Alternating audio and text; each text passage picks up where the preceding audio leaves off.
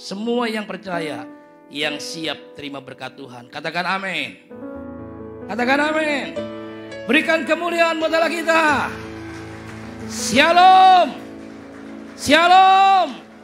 Apa kabar? Saya mau tanya Bapak Ibu, berapa banyak pagi ini Bapak Ibu yang sungguh merasakan bahwa Tuhan itu baik? Sekali lagi tepuk tangan yang meriah Allah kita. Iya, Bapak Ibu silakan duduk. Puji Tuhan, Tuhan berkati. Selamat pagi Bapak Ibu. Apa kabarnya? Luar biasa. Puji Tuhan, pagi ini kita diberikan sebuah kesempatan untuk kita bisa beribadah. Ya, itu adalah bukti Tuhan baik buat setiap kita. Setuju? Amin. Kalau pagi ini kita masih bisa beribadah, itu adalah bukti Tuhan baik, bahkan sangat terlalu baik buat setiap kita. Nah, Bapak Ibu, di bulan Oktober ini gereja kita bicara tentang apa Bapak Ibu? Bergiat dalam apa? Berkorban. Katakan 2-3. Bergiat dalam berkorban. 2-3. Bergiat dalam berkorban. Apa itu artinya bergiat? Bergiat bicara tentang semakin semangat.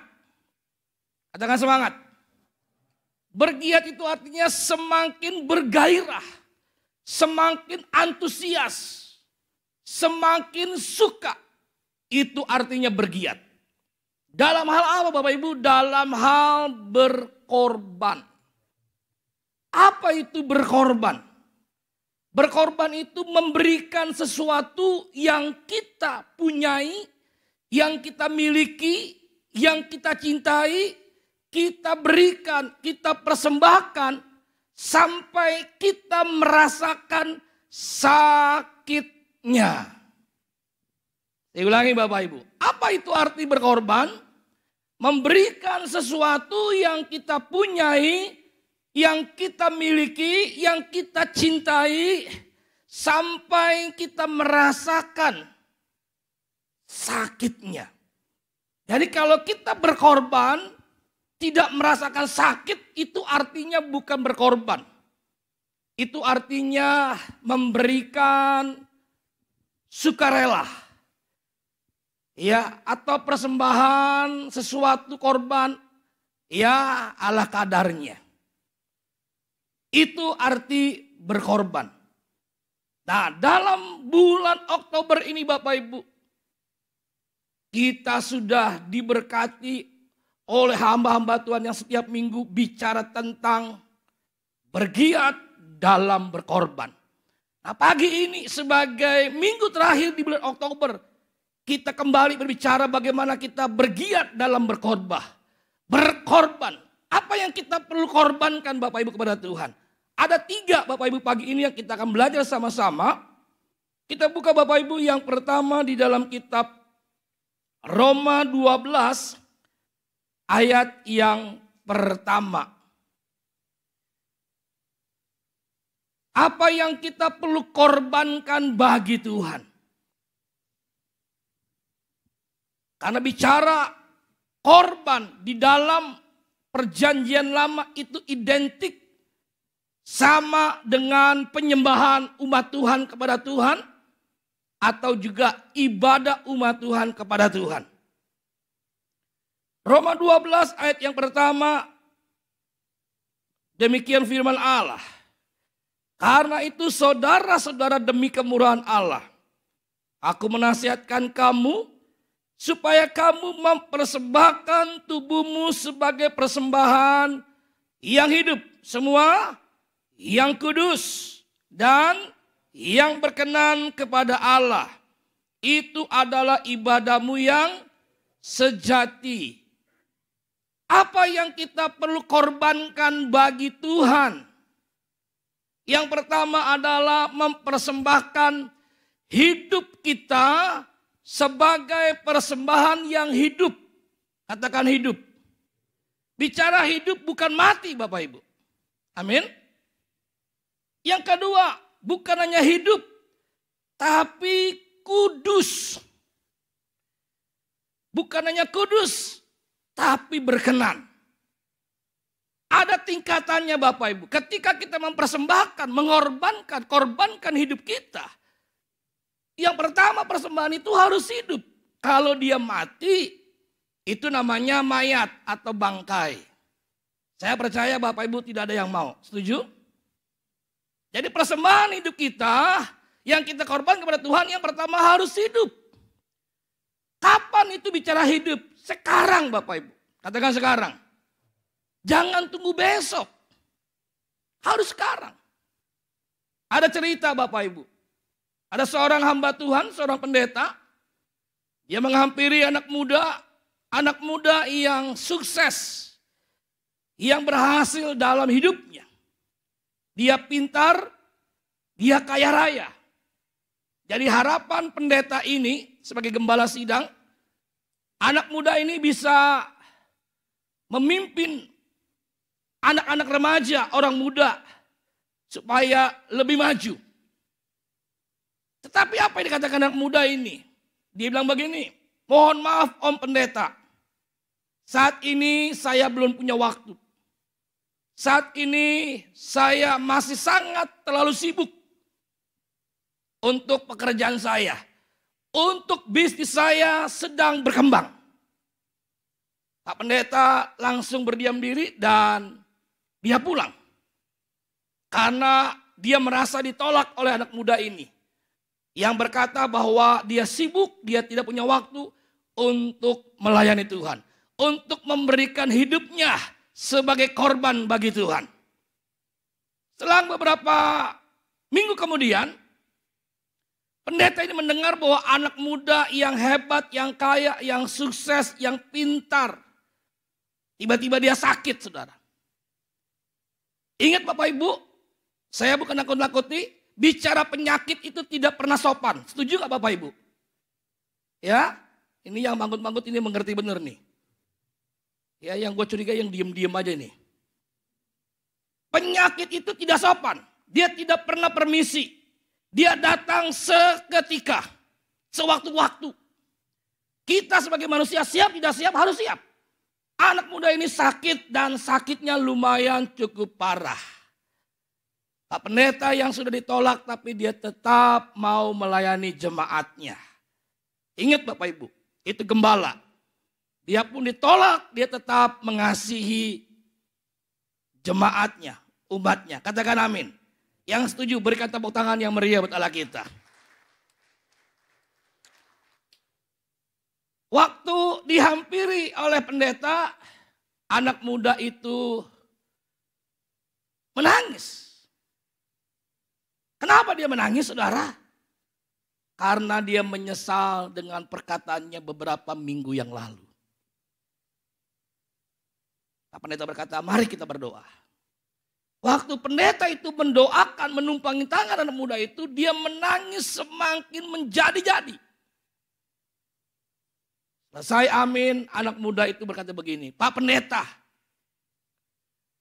bolehkah saya menerima tawaran Pak Pendeta untuk melayani anak-anak muda? Sekarang Pak Pendeta yang menangis. Kenapa menangis? Karena Pak Pendeta melihat anak muda itu mengambil sebuah keputusan, tapi keputusan yang terlambat. Bapak Ibu mengerti?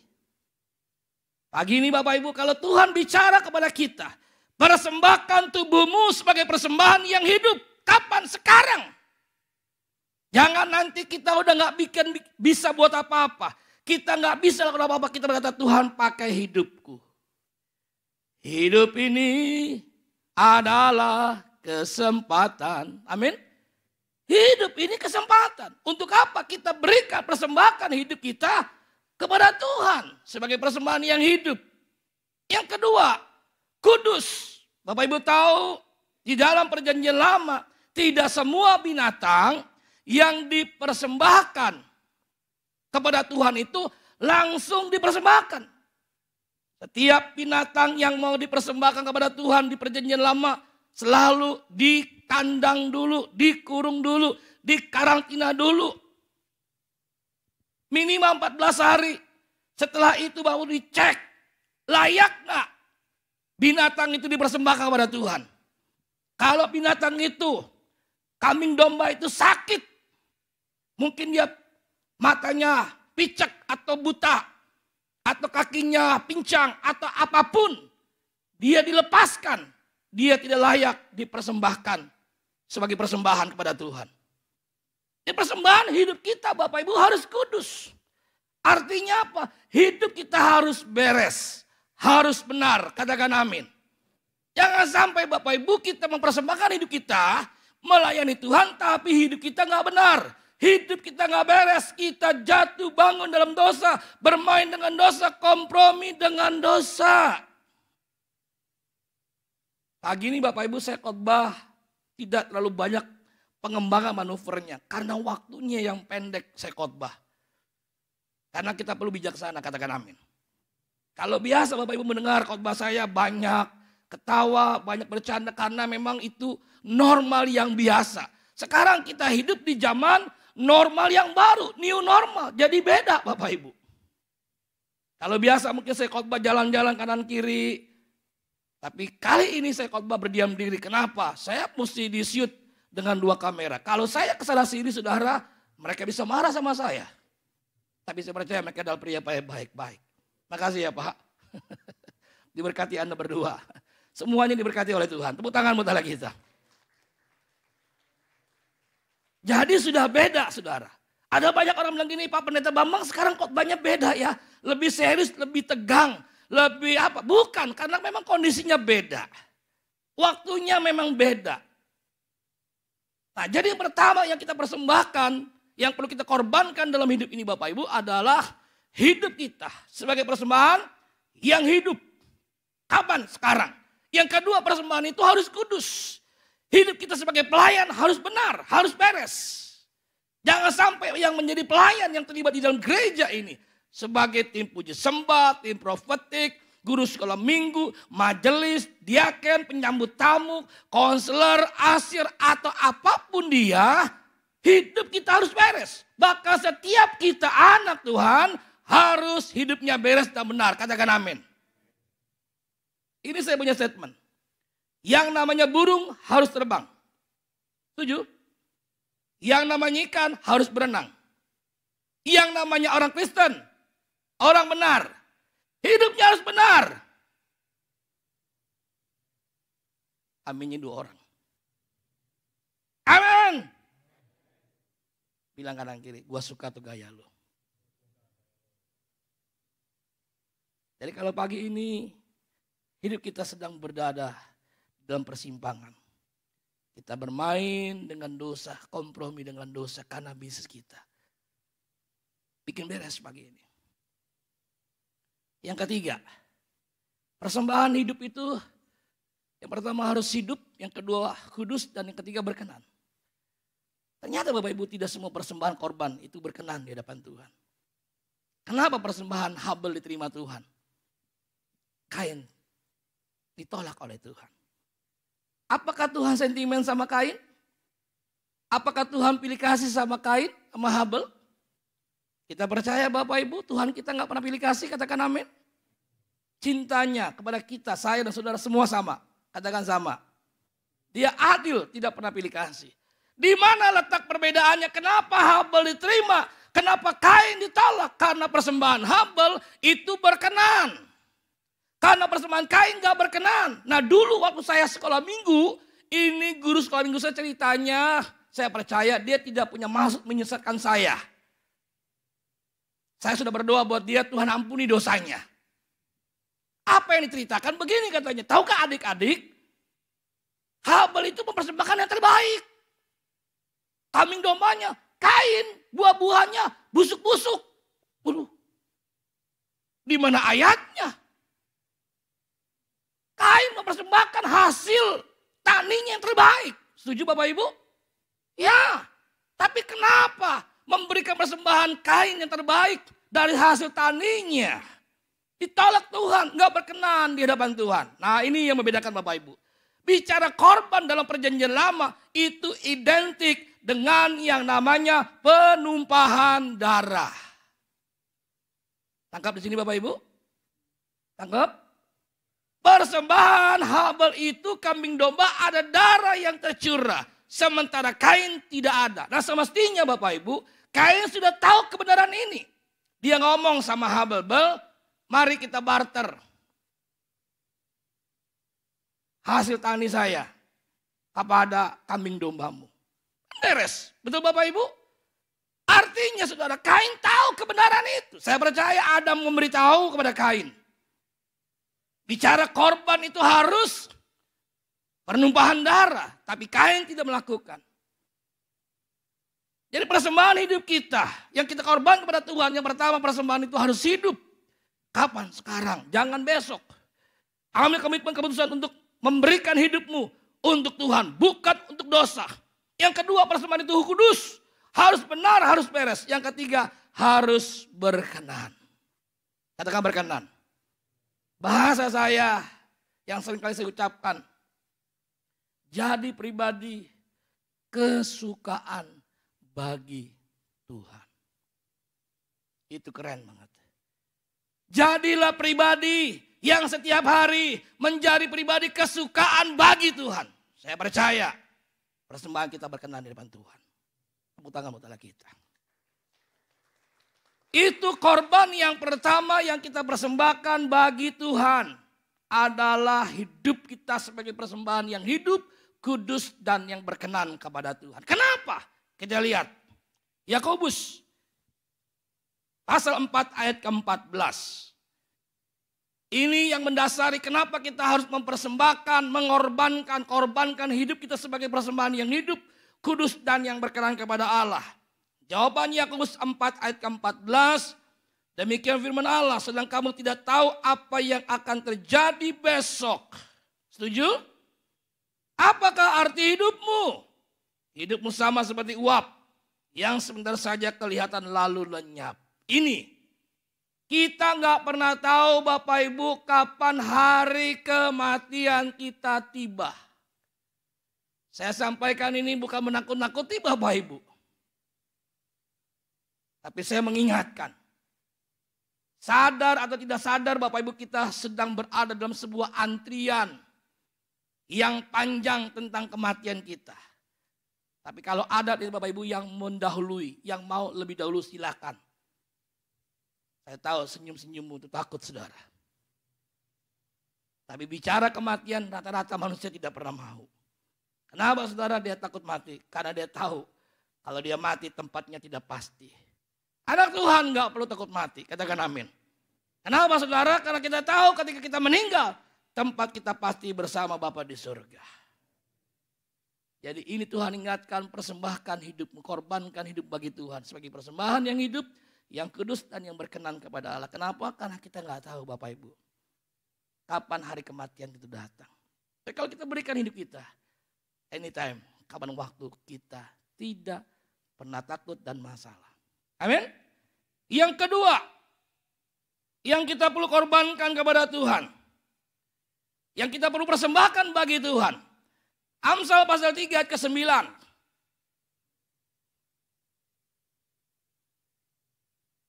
Amsal 3:9. Demikian firman Tuhan, muliakanlah Tuhan dengan hartamu dan dengan hasil pertama dari segala penghasilanmu. Tuhan bilang apa? Muliakan Tuhan dengan apa? Hartamu. Katakan hartamu. Yang kita perlu korbankan bagi Tuhan dalam hidup ini. Yang pertama adalah hidup kita. Yang kedua harta kita. Jadi harta kita, kekayaan kita, uang kita. Yang kita punya, kita miliki. Itu harus memuliakan Tuhan. Menjadi persembahan yang sangat harum di hadapan Tuhan. Ciri bukti, tanda anak Tuhan yang menyadari hidupnya karena berkat Tuhan. Ini penting saudara. Ciri tanda bukti anak Tuhan yang menyadari hidupnya karena berkat Tuhan. Ciri tandanya dia suka memberi. Katakan memberi. Itu ciri tanda anak Tuhan yang menyadari hidupnya karena berkat Tuhan. Yang kekayaannya karena berkat Tuhan. Dari mana ayatnya? Yuk kita buka. Amsal 10 ayat 22.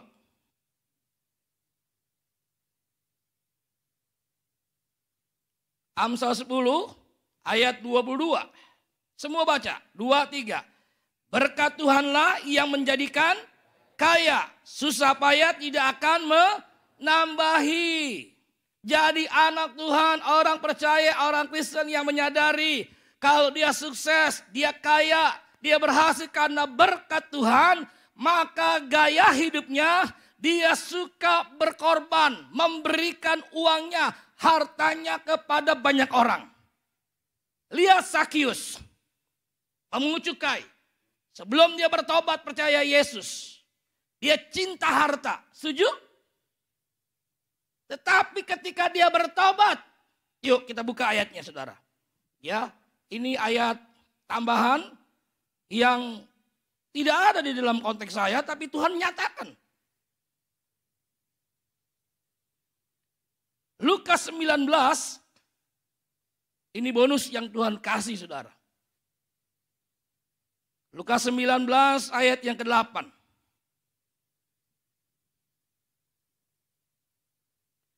Lukas 19 ayat yang ke-8, demikian firman Allah. Tetapi Sakius berdiri dan berkata kepada Tuhan Yesus. Tuhan Yesus, sama-sama. Setengah dari milikku akan kuberikan kepada orang miskin. Dan sekiranya ada sesuatu yang kuperas dari seseorang akan kukembalikan 4 kali lipat. Ini gak gampang Bapak Ibu. Sakius itu kepala pemungut cukai, orang yang kaya raya. Kalau dia punya contoh uang harta 1 triliun, contoh aja. Berarti 500 berapa? Miliar. Dia bagi-bagikan kepada orang miskin. Yang kedua, kalau ada orang yang pernah diperesnya sama dia, digantinya 4 kali lipat. Tepuk tangan buat Tuhan. Lebih keras lagi bagi Tuhan. Paling keras bagi Tuhan. Sakius menyadari hidupnya bukan dia lagi. Hidupku bukannya aku lagi, tapi Yesus dalamku. Siapa yang bicara? Paulus. Galatia 2 ayat 20.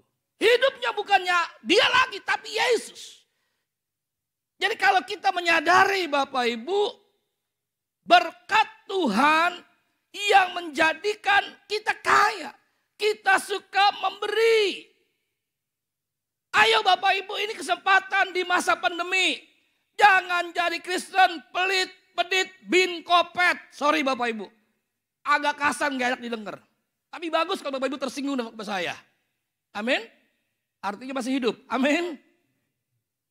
Orang udah mati di khotbahin gak bisa tersinggung.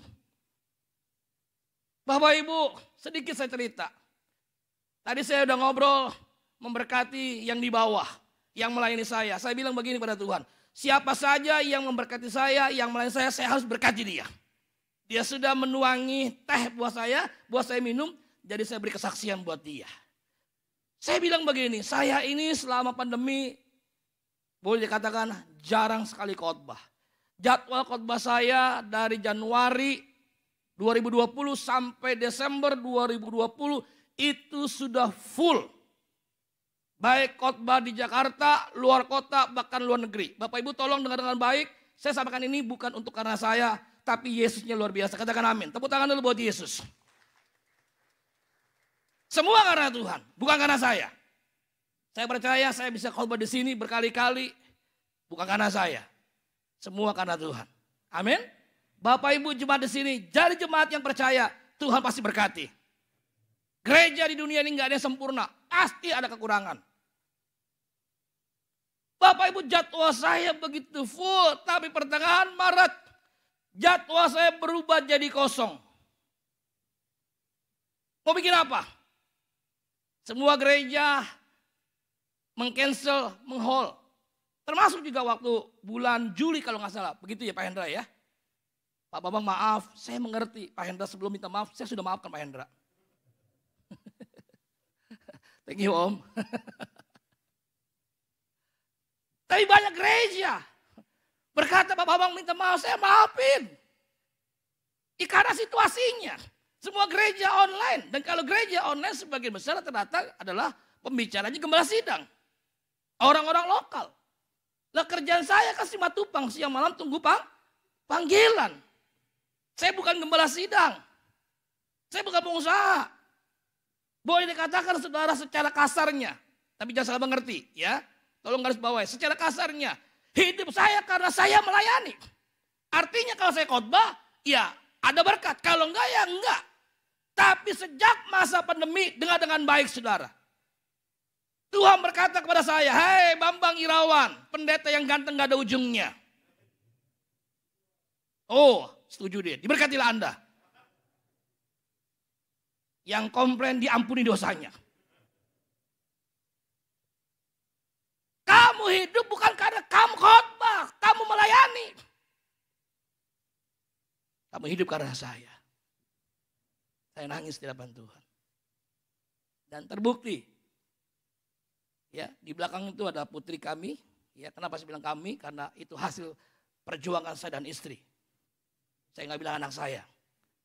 Ya, ini saya punya istri lagi dengar khotbah saya di rumah. Saya kasih channelnya, dia dengar khotbah saya. Jadi kalau saya bilang ini anak saya, dia bilang anak siapa? Anak lo. Jadi anak kami, anak saya dan istri. Ya, dia tahu percis apa yang saya buat sehari-hari. Dia tahu saya jarang khotbah. Tapi dia bingung. Kok Dedi berkatnya uangnya banyak. Bapak Ibu garis bawahi. Di hari yang normal yang lama. Saya bisa berkati harta saya. Yang Tuhan percayakan kepada saya. Memberkati banyak orang 20-30%. Itu normal yang lama.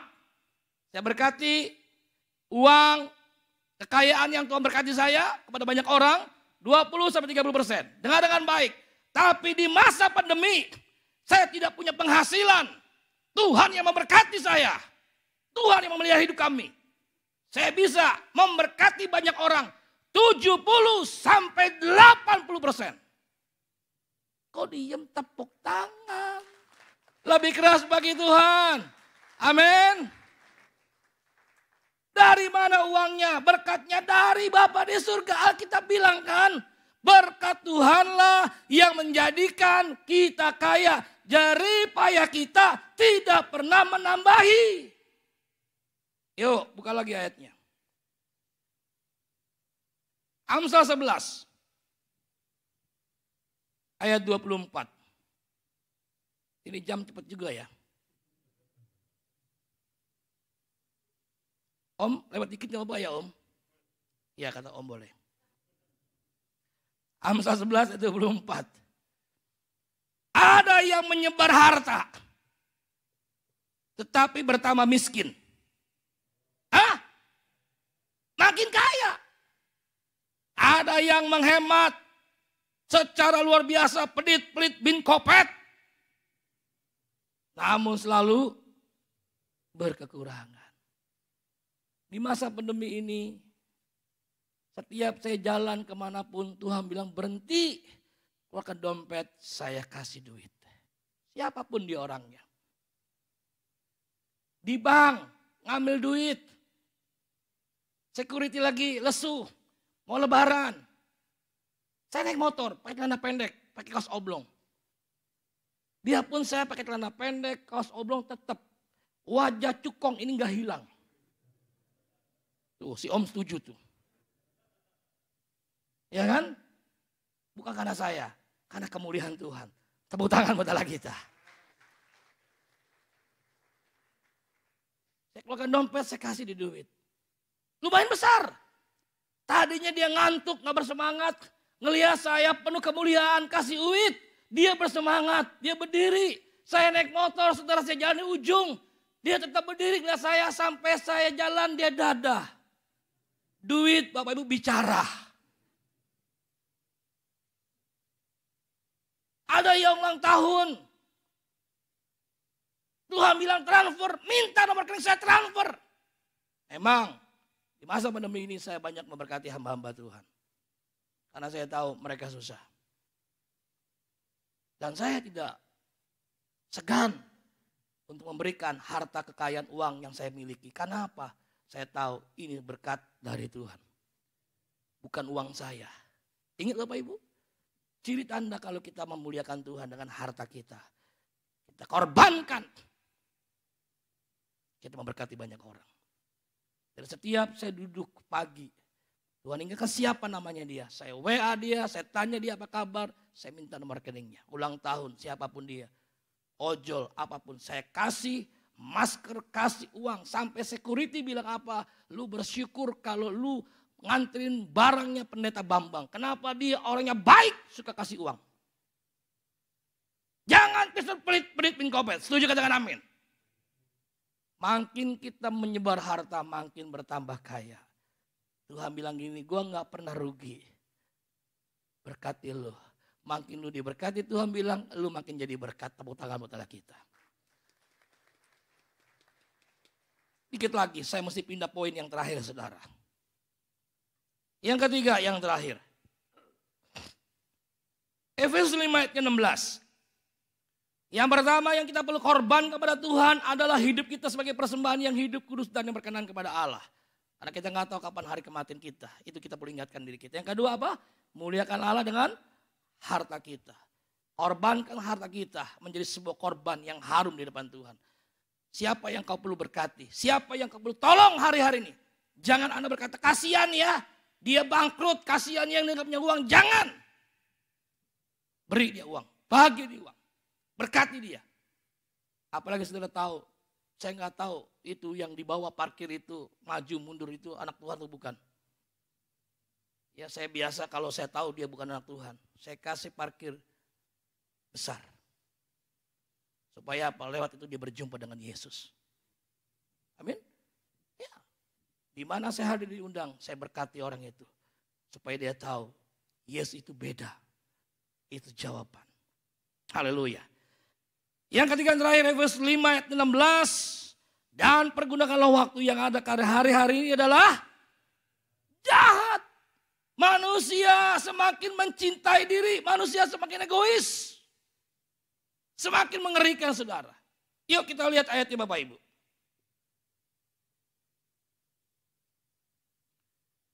Matius pasal 24 ayat 37. Inilah kondisi keadaan manusia di hari terakhir ini. Matius 24, 37. Sebab sebagaimana halnya pada zaman Nuh. Demikian pula halnya kelak pada kedatangan anak manusia. Firman sudah mencatat saudara.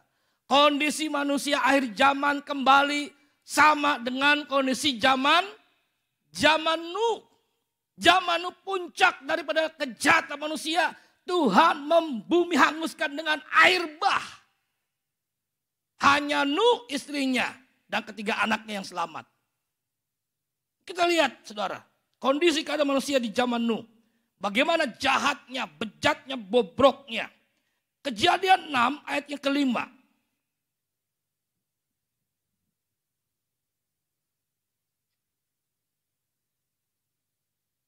Kejadian 6 ayat kelima. Dan ayat ke-6. Ketika dilihat Tuhan bahwa kejahatan manusia besar di bumi. Dan bahwa segala kecenderungan hatinya selalu membuahkan kejahatan semata-mata. Tidak ada yang baik, tidak ada yang benar. Semuanya jahat. Ayat ke-6. Perbuatan itu maka membuat apa? Tuhan menyesal. Bahwa ia telah menjadikan manusia di bumi. Dan hal itu memilukan hatinya, sangat menyakitkan. Begitu bejatnya, begitu bobroknya hidup manusia. Membuat Tuhan menyesal. Apa yang kita berkorbankan yang ketiga, yang terakhir adalah waktu kita. Saya percaya Bapak Ibu ketika normal yang lama, kita begitu sibuk. Setuju Bapak Ibu? Sibuk dengan segala bisnis pekerjaan kita. Bukan gak boleh, boleh saudara. Tapi sejak Tuhan izinkan COVID ini bukan dari Tuhan. Tapi Tuhan izinkan, setuju? Kalau Tuhan gak izinkan, gak mungkin nyampe Indonesia. Tuhan izinkan, lewat COVID apa saudara? Supaya kita kembali ingat kepada Tuhan Yesus. Yang 2000 tahun yang lalu telah mati buat saya dan saudara.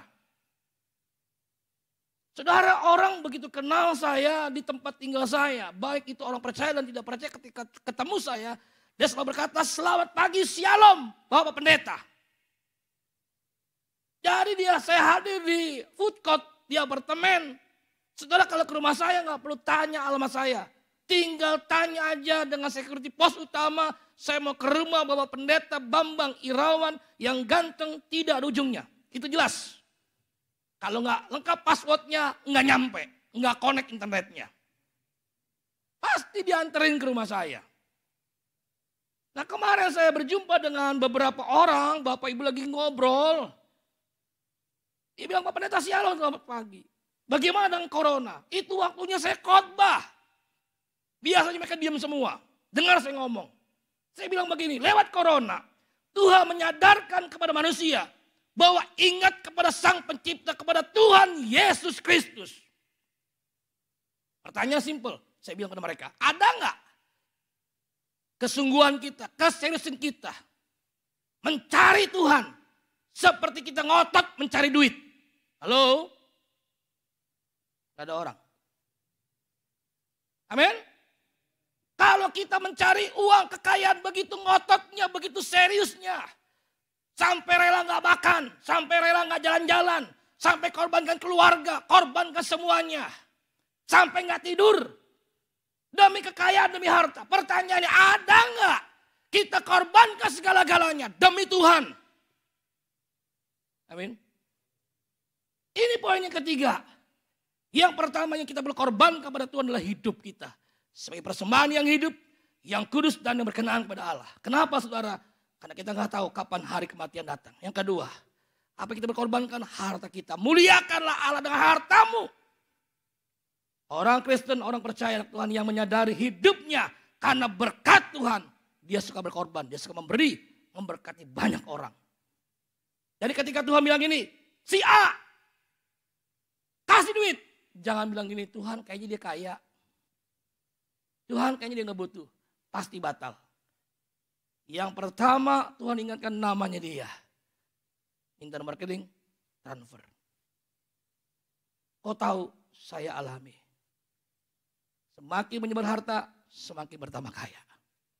Mau kaya, banyak menabur. Pasti menuai. Yang ketiga, yang terakhir. Apa yang kita berkorbankan bagi Tuhan? Waktu kita. Mari hari-hari ini kita semakin mencintai Tuhan. Semakin memberikan waktumu banyak bagi Tuhan. Selama bulan COVID, kami gak punya waktu bersama-sama mesbah keluarga. Kenapa? Karena masing-masing sibuk. Saya udah pulang, kedua putri kami belum pulang. Tapi selama pandemi, semuanya kumpul di rumah. Ketemu, senyum, di mana-mana ketemu, saudara. Makanya kami banyak mesbah keluarga, kami banyak berdoa. Lihat poin yang terakhir, ayat yang terakhir, saudara. Oke? Worship leader, singer boleh ke depan. Pemusik sudah siap itu.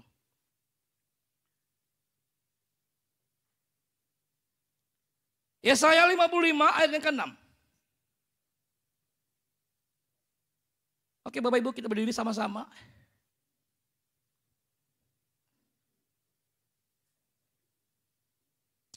Yesaya 55 ayat yang ke-6.